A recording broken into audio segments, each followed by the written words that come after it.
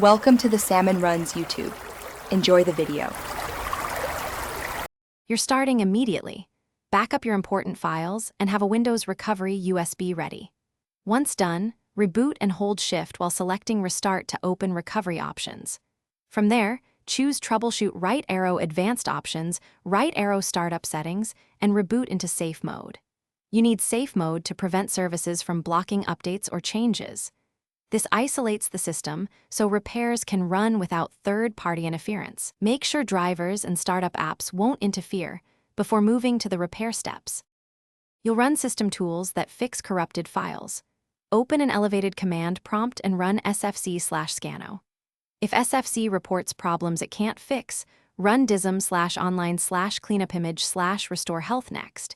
Dism repairs the Windows image so sfc can finish. Once those complete, reboot to Safe Mode again and review Device Manager. Disable or roll back any recent drivers and turn off automatic Windows Update temporarily. These targeted steps remove the usual causes of the couldn't complete message. You're almost done.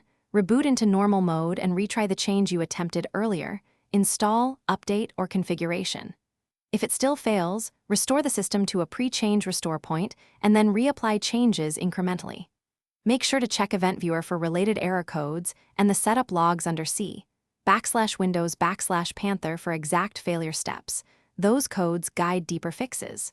If a specific driver or package repeats the error, uninstall it and reinstall the latest manufacturer version and retry the operation. Thanks for watching. Consider subscribing if we helped you.